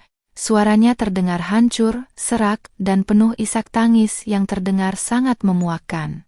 Dia memohon agar aku mencabut laporan pemalsuan dokumen tersebut, membawa-bawa nama cinta dan kenangan manis masa lalu kami yang kini sudah basi di telingaku. Aku hanya mendengarkan ocehannya tanpa memotong, membiarkan dia mengeluarkan semua sisa-sisa egonya yang sudah remuk redam menjadi debu. Tidak ada lagi rasa kasihan yang tersisa. Setiap kata manis yang ia ucapkan sekarang justru mengingatkanku pada setiap makian lulusan SD yang pernah ia semburkan ke wajahku. Bagiku, dia bukan lagi suami, melainkan orang asing yang sedang membayar hutang atas kecongkakannya sendiri. Zalin, tolonglah, aku hilaf, ini semua pengaruh Nayara, aku masih mencintaimu, rintihnya di seberang telepon dengan suara yang gemetar hebat. Aku tersenyum sinis, mengelus permukaan meja marmer yang dingin, lalu menjawab dengan nada bicara yang sangat datar namun menusuk. Mas, ijazah SD-ku mungkin tidak cukup tinggi untuk mengerti arti kata hilaf versi kamu, tapi otakku cukup cerdas untuk tahu bahwa cinta tidak akan pernah mengkhianati dan mencuri, balasku pelan. Aku langsung mematikan sambungan telepon sebelum ia sempat membalas, memblokir nomornya secara permanen dari hidup dan masa depanku. Biarlah dia belajar di balik jeruji besi bahwa gelar sarjana hukumnya tidak bisa membela pria yang sudah kehilangan integritas dan nuraninya. Sore harinya, pihak kepolisian melakukan penggeledahan di apartemen mewah milik Nayara, dan aku diminta hadir sebagai saksi sekaligus pihak pelapor. Aku datang mengenakan long coat hitam yang elegan dengan ikat pinggang yang menunjukkan siluet tubuh body goalsku, memberikan kesan wanita karir yang sukses dan berkelas. Nayara terlihat sangat berantakan, rambut panjangnya yang biasanya tertata rapi kini kusut, dan riasan wajahnya luntur oleh air mata frustrasi. Saat ia melihatku masuk, ia mencoba menyerangku dengan kata-kata kasar, namun polisi segera menahannya dengan tegas di tempat duduknya. Aku hanya menatapnya dengan pandangan dingin, seolah dia hanyalah serangga kecil yang tidak sengaja terinjak di jalanan beraspal. Kamu pikir kamu sudah menang, ha? Kamu tetap saja wanita kampungan yang tidak punya masa depan tanpa Arlan. Teriak Nayara dengan histeris saat petugas mulai menyita tas-tas bermerek dan perhiasan hasil korupsinya. Aku mendekatinya, membungkuk sedikit hingga wajah imutku berada tepat di depan matanya yang merah karena amarah dan ketakutan. Setidaknya wanita kampungan ini tidak perlu mencuri milik orang lain untuk terlihat kaya, Mbak Nayara, bisikku tepat di telinganya dengan suara yang sangat tenang. Aku melihat wajahnya memucat, menyadari bahwa seluruh aset yang ia banggakan, yang ia dapatkan dari hasil menindasku, kini akan disita oleh negara dan dikembalikan kepadaku sebagai kompensasi. Kemenangan ini terasa jauh lebih manis daripada madu hutan yang paling murni sekalipun. Aku keluar dari apartemen itu dengan langkah ringan, disambut oleh kilatan lampu kamera dari beberapa jurnalis yang sudah menunggu di lobi bawah. Dengan sangat profesional, aku memberikan pernyataan bahwa proses hukum akan terus berjalan dan aku mempercayakan segalanya kepada pihak berwajib. Aku memastikan setiap kata yang kuucapkan mencerminkan kecerdasan dan ketenangan, mematahkan stigma bahwa lulusan SD adalah orang yang tidak bisa berkomunikasi secara intelektual. Foto-fotoku yang sedang memberikan pernyataan tersebut menjadi viral, dengan tajuk utama yang memuji keberanian seorang istri dalam membongkar kejahatan suaminya. Publik mulai melihatku sebagai simbol pemberdayaan wanita, sebuah peran yang tidak pernah kubayangkan sebelumnya namun kini kujalani dengan penuh bangga. Malamnya, aku mengundang Mas Danu dan beberapa teman dekat yang selalu mendukungku untuk makan malam syukuran di rumah yang kini terasa jauh lebih luas dan bersih. Aku memasak sendiri semua hidangan mewah, menunjukkan bahwa keahlian domestikku bukan karena aku bodoh, melainkan karena aku memilih untuk memberikan yang terbaik bagi orang-orang yang kucintai. Kami tertawa bersama, merayakan kebebasan yang telah lama kunantikan dari tekanan batin yang menyesakkan selama 2 tahun terakhir. Teman-temanku memuji penampilanku yang tetap cantik dan imut, meski baru saja melewati badai yang begitu besar dan menguras energi. Aku hanya tersenyum, menyadari bahwa kecantikan sejati terpancar dari jiwa yang sudah berhasil memaafkan dirinya sendiri dan bangkit untuk melawan ketidakadilan. Di tengah acara makan malam, pengacaraku memberitahu bahwa beberapa perusahaan besar mulai melirikku untuk bekerja sama sebagai konsultan kreatif atau pembicara publik. Mereka tertarik pada caraku menyusun strategi untuk mengungkap kasus penggelapan aset yang begitu rumit tanpa bantuan teknologi canggih di awalnya. Ternyata, pengalaman hidup dan ketelitian yang kupunya jauh lebih berharga di mata dunia profesional daripada sekadar deretan gelar akademis di belakang nama. Aku merasa seolah pintu-pintu kesempatan yang selama ini tertutup rapat kini terbuka lebar, mengundangku untuk melangkah masuk ke dunia yang lebih luas. Gelar lulusan SD tidak lagi menjadi beban atau aib bagiku, melainkan menjadi medali keberanian yang menunjukkan seberapa jauh aku bisa melangkah. Sebelum tidur, aku menyempatkan diri untuk melihat ke arah cermin besar di kamar utamaku, tempat di mana dulu aku sering menangis karena merasa tidak berdaya. Kini, bayangan yang kulihat adalah seorang wanita muda berusia 25 tahun yang kuat, mandiri, dan memiliki kendali penuh atas hidupnya sendiri. Aku melepaskan hijabku secara perlahan, menyisir rambutku yang terawat, dan berjanji pada diriku sendiri untuk tidak akan pernah membiarkan pria manapun merendahkanku lagi. Esok hari, aku akan memulai proses perceraian secara resmi untuk memutus seluruh ikatan legal dengan Mas Arlan tanpa sisa sedikit pun. Aku ingin namaku bersih, bersih dari bayang-bayang pria yang hanya bisa menghargai wanita berdasarkan ijazahnya saja. Aku menutup mataku dengan perasaan damai yang sangat dalam, mendengarkan suara detak jam dinding yang seolah menghitung mundur berakhirnya masa laluku yang pahit. Di balik kegelapan malam, aku melihat masa depan yang cerah, penuh dengan peluang untuk belajar dan berkembang menjadi pribadi yang lebih baik lagi. Aku tidak butuh validasi dari siapapun untuk merasa pintar atau berharga. Aku sudah membuktikannya pada diriku sendiri di depan seluruh dunia. Mas Arlan mungkin sudah terdiam sekarang di balik jeruji besi, namun suaraku baru saja mulai bergema di panggung kehidupan yang sesungguhnya. Selamat malam masa lalu, dan selamat datang masa depan yang jauh lebih indah dan bermartabat. Sidang pertama perceraianku digelar di pagi yang cerah, dan aku datang dengan persiapan yang jauh lebih matang daripada saat aku menyiapkan makan malam untuk Mas Arlan dulu. Aku memilih mengenakan setelan tunik modern berwarna navy blue yang memberikan kesan tegas namun tetap feminin, menonjolkan lekuk tubuh yang tetap terjaga berkat kedisiplinanku merawat diri di tengah badai. Hijab motif geometris berwarna perak melilit cantik di kepalaku, dipadukan dengan sepatu hak tinggi yang senada, membuat setiap langkahku di koridor pengadilan terasa seperti model di atas runway. Orang-orang di sekitar berbisik, terpesona oleh aura kecantikan dan kekuatan yang terpancar dari wajah imutku yang kini tak lagi menyimpan rahasia kesedihan. Aku tidak lagi menunduk saat melewati kerumunan. Aku menatap lurus ke depan, siap memutuskan rantai terakhir yang mengikatku pada masa lalu yang beracun. Di ruang sidang, Mas Arlan tampak sangat kontras denganku. Ia mengenakan rompi tahanan berwarna oranye, wajahnya kusam, rambutnya berantakan, dan tubuhnya terlihat jauh lebih kurus dari terakhir kali kami bertemu. Saat mata kami bertemu, ia langsung menunduk dalam-dalam, tidak berani menatap sorot mataku yang kini tajam dan penuh kemenangan.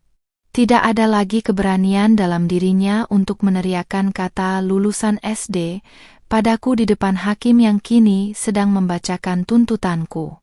Ia tampak seperti kerangka dari pria sombong yang dulu selalu membanggakan gelar sarjananya di depanku setiap kali aku melakukan kesalahan kecil di rumah. Bagiku, melihatnya dalam kondisi seperti ini bukan lagi sebuah kesedihan, melainkan sebuah konfirmasi bahwa keadilan memang sedang ditegakkan dengan cara yang paling puitis. Hakim membacakan putusan sela mengenai hak asuh aset, dan hatiku berdesir puas saat dinyatakan bahwa seluruh harta yang sempat ia coba gelapkan resmi disita untuk dikembalikan kepadaku. Mas Arlan hanya bisa pasrah. Tangannya gemetar saat menandatangani dokumen yang menyatakan ia tidak lagi memiliki hak atas rumah, mobil, dan sebagian besar saham perusahaan yang ia bangun dari keringat kami bersama. Nayara, yang juga hadir sebagai saksi dalam kasus terkait, hanya bisa menangis sesenggukan di kursi belakang, menyadari bahwa semua kemewahan yang ia dambakan telah lenyap bersama dengan hancurnya karir Mas Arlan. Mereka berdua telah jatuh ke dalam lubang yang mereka gali sendiri, sementara aku berdiri di tepiannya dengan tangan yang tetap bersih dan hati yang tetap tegar. Setelah sidang selesai, aku sempat dihampiri oleh ibu mertuaku, wanita yang dulu selalu mendukung Mas Arlan untuk menceraikanku demi mencari wanita berpendidikan. Ia memegang tanganku dengan tangan yang keriput dan gemetar. Matanya sembab, memohon agar aku memberikan sedikit keringanan untuk putranya agar tidak membusuk di penjara. Aku menatapnya dengan rasa hormat namun tetap tegas, melepaskan pegangan tangannya secara perlahan namun pasti dari lenganku yang tertutup kain tunik berkualitas tinggi. Ibu, pendidikan mungkin tidak mengajariku cara membenci, tapi pengkhianatan putra ibu mengajariku cara untuk melindungi diri sendiri. Ucapku dengan nada suara yang rendah namun sangat berwibawa. Aku meninggalkannya yang terpaku, menyadari bahwa menantu yang dulu ia anggap bodoh kini telah tumbuh menjadi wanita yang tak bisa lagi ia kendalikan dengan kata-kata manis. Keluar dari pengadilan, aku langsung menuju ke sebuah gedung perkantoran di kawasan Sudirman untuk menandatangani kontrak kerjasama sebagai direktur kreatif di sebuah agensi pemasaran ternama. Pemilik agensi tersebut sangat terkesan dengan caraku mengelola krisis dan kemampuanku menyusun strategi visual yang sempat viral saat kasusku mencuat. Mereka tidak peduli dengan ijazah SD-ku, mereka hanya melihat hasil nyata, insting bisnisku yang tajam, dan bagaimana aku bisa menjaga citra diri tetap sempurna di tengah tekanan. Ini adalah bukti nyata bahwa di dunia nyata, kompetensi dan karakter jauh lebih berharga daripada selembar kertas yang diagung-agungkan oleh mantan suamiku. Aku duduk di kursi kantorku yang baru, menghirup aroma kopi yang mahal, dan menyadari bahwa inilah kehidupan yang seharusnya kudapatkan sejak dulu. Malam harinya, aku memutuskan untuk melakukan sebuah perubahan besar pada penampilanku sebagai simbol transformasi total menjadi Zalina yang baru. Aku pergi ke desainer hijab ternama dan memesan beberapa koleksi eksklusif yang dirancang khusus untuk menonjolkan karakterku yang kuat namun tetap anggun dan manis. Aku ingin setiap inci pakaian yang kukenakan bukan hanya sekadar penutup tubuh, melainkan pernyataan bahwa wanita berhijab pun bisa menjadi pemimpin yang disegani dan memiliki selera kelas atas. Aku juga mulai rutin melakukan olahraga pilates untuk menjaga tubuh body goalsku tetap prima, karena bagiku, merawat tubuh adalah bentuk syukur kepada Tuhan atas kehidupan baru ini. Setiap kali melihat pantulan diriku di cermin, aku melihat seorang pejuang yang telah berhasil menaklukkan raksasa kesombongan dengan kecerdasan yang tulus. Aku juga mulai aktif dalam kegiatan sosial, mendirikan sebuah yayasan kecil yang fokus pada pemberdayaan perempuan yang tidak sempat menyelesaikan pendidikan formal karena kendala ekonomi. Aku ingin mereka tahu bahwa ijazah bukanlah batas akhir dari impian mereka, dan bahwa kecerdasan emosional serta ketekunan bisa membawa mereka ke tempat yang tidak pernah mereka bayangkan.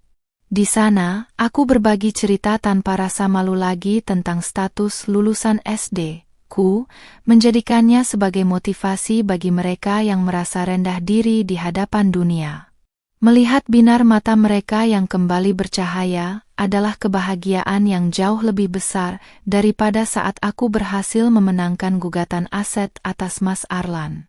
Hidupku kini memiliki makna yang lebih dalam, bukan lagi sekadar menjadi pajangan di rumah pria yang salah. Beberapa minggu kemudian, aku menerima kabar bahwa Mas Arlan secara resmi dijatuhi hukuman penjara 5 tahun atas kasus penipuan, pemalsuan dokumen, dan penggelapan dana. Nayara pun tidak luput dari hukuman sebagai kaki tangan, membuatnya harus kehilangan masa mudanya di balik jeruji besi yang dingin dan gelap.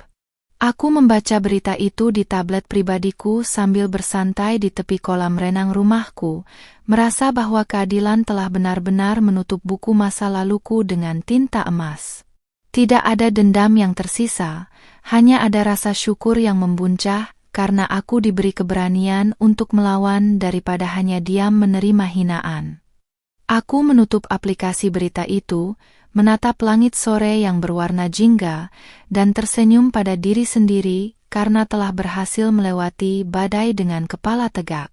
Aku mulai merencanakan perjalanan liburan ke luar negeri untuk pertama kalinya sebagai hadiah bagi diriku sendiri yang telah berjuang sangat keras selama ini.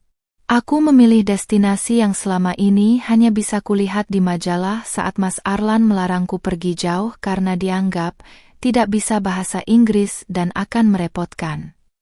Ternyata, dengan sedikit belajar secara otodidak melalui aplikasi di ponsel, aku bisa berkomunikasi dengan cukup baik dan merencanakan segalanya secara mandiri. Penampilanku saat di bandara nantinya pasti akan menarik perhatian. Hijab modern yang dipadukan dengan trench coat yang elegan, menunjukkan bahwa wanita mandiri siap menaklukkan dunia.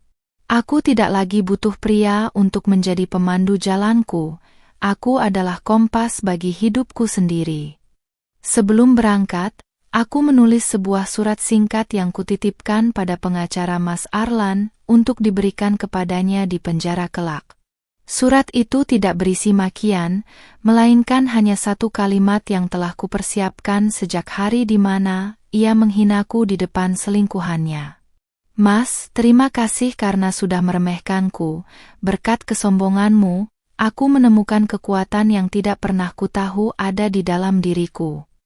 Aku menutup surat itu dengan nama lengkapku tanpa gelar akademis apapun, karena namaku saja kini sudah cukup kuat untuk dikenal oleh dunia. Aku melangkah keluar rumah menuju bandara, menghirup udara kebebasan yang terasa begitu manis, siap menuliskan bab-bab indah lainnya dalam novel kehidupanku yang sesungguhnya. Setahun telah berlalu sejak badai itu mereda, dan kini aku berdiri di atas panggung megah sebuah seminar pemberdayaan perempuan sebagai pembicara utama. Penampilanku hari ini benar-benar memukau. Aku mengenakan set blazer berwarna soft lilac yang dirancang khusus untuk memeluk lekuk tubuhku dengan sopan namun tetap memperlihatkan siluet body goals yang selalu kujaga. Hijab sutra berwarna senada kubentuk dengan aksen drape yang elegan, memberikan kesan manis sekaligus berwibawa pada wajah imutku yang kini memancarkan aura kebahagiaan sejati.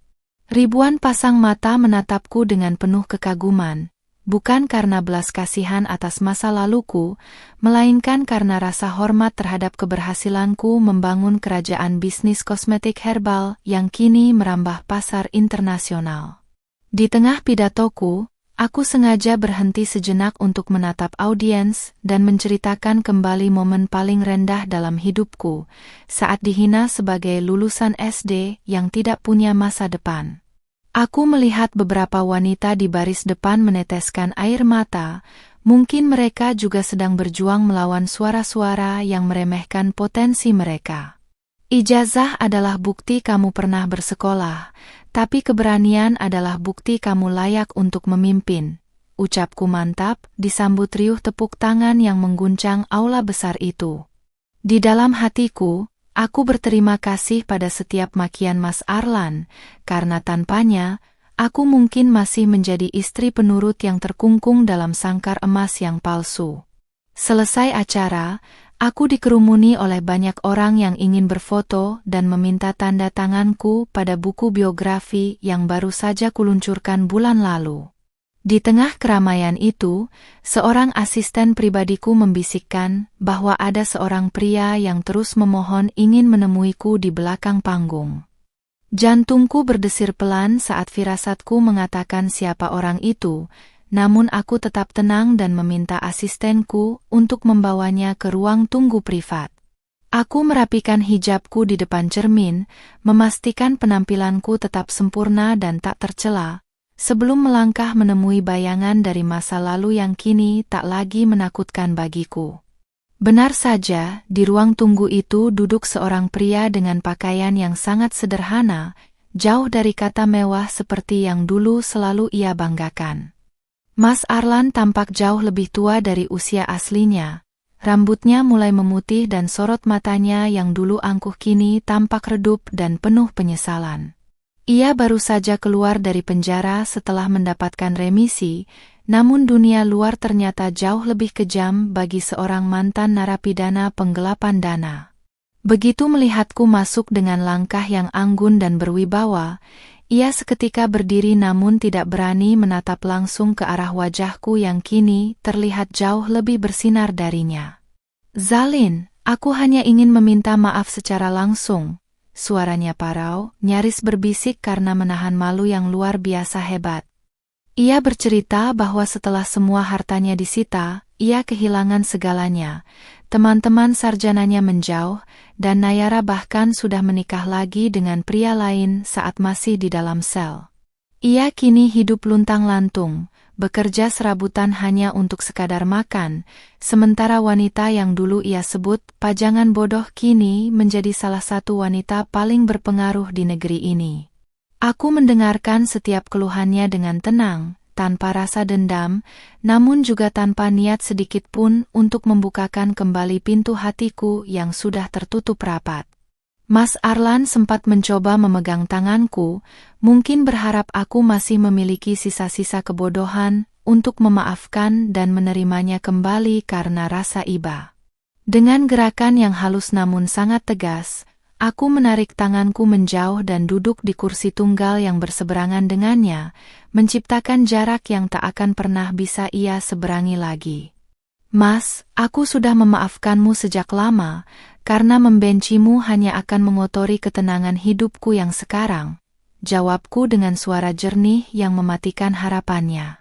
Aku melihat bahunya merosot, menyadari bahwa wanita manis di depannya ini bukan lagi Zalina yang bisa dimanipulasi dengan air mata buaya atau janji-janji manis yang kosong. Aku mengeluarkan sebuah kartu nama dan meletakkannya di atas meja, bukan sebagai harapan untuk kembali, melainkan sebagai bentuk rasa kemanusiaanku sebagai sesama manusia. "Jika kamu butuh pekerjaan sebagai kurir di gudang distribusiku, hubungi nomor itu. Perusahaanku butuh tenaga kasar, dan aku tidak peduli apa ijazahmu selama kamu jujur," cetusku tenang. Kalimat itu adalah pukulan telak yang membuat Mas Arlan terdiam 1000 bahasa, merasakan ironi yang begitu perih di ulu hatinya. Dulu ia menghinaku karena ijazah SD, kini ia ditawari pekerjaan kasar oleh lulusan SD tersebut justru karena gelar sarjananya tak lagi berguna di matanya. Mas Arlan keluar dari ruangan itu dengan langkah gontai, membawa beban penyesalan yang akan ia pikul seumur hidupnya setiap kali melihat fotoku di papan iklan kota. Aku berdiri di dekat jendela, melihat punggungnya yang menjauh dan menghilang di tengah kerumunan parkiran, merasa bahwa bab ini benar-benar telah selesai secara paripurna.